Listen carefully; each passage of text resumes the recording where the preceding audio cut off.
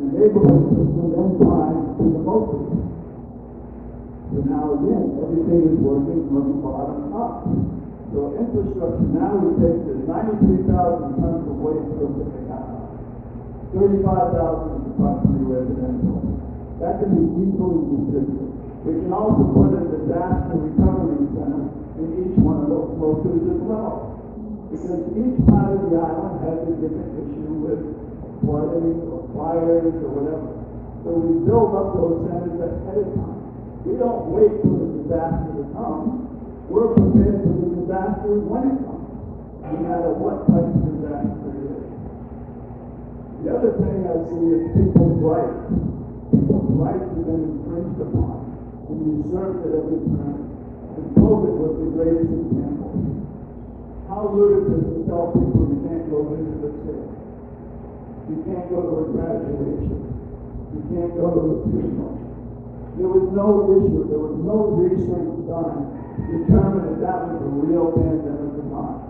And as you know today, as knowledge comes out every day, we were all fooled. Okay? Because we didn't do our research. We didn't pay attention. That caused the loss of 40% of small businesses. That caused home foreclosures. That made the suicide rate go up. So all these things affected what? The cost of living in the economy. So if you want to solve all those problems, you don't need a politician. You need a businessman.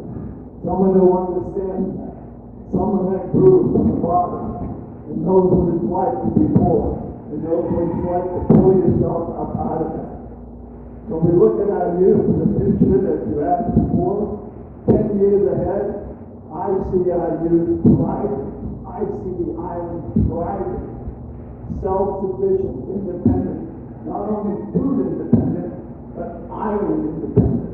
So any businesses that we have outside that are supporting businesses inside, we tell those businesses, train our people so we can take care of all those issues here. So nothing is going outside except for what we want to export. That's going to benefit you. We need to be selling Hawaii-made goods, products, and services. We have the most intelligent people right around this island waiting to break out that have been dumbed down and held down for a long time now. So it's time to change. I'm here. My door is always open. I built businesses because I knew how to build relationships. I knew the importance of that little guy on the bottom of the pole. That if he wasn't happy, my business was going to fail. I knew that if I didn't train that person to have more knowledge to help our business, that onus was on me.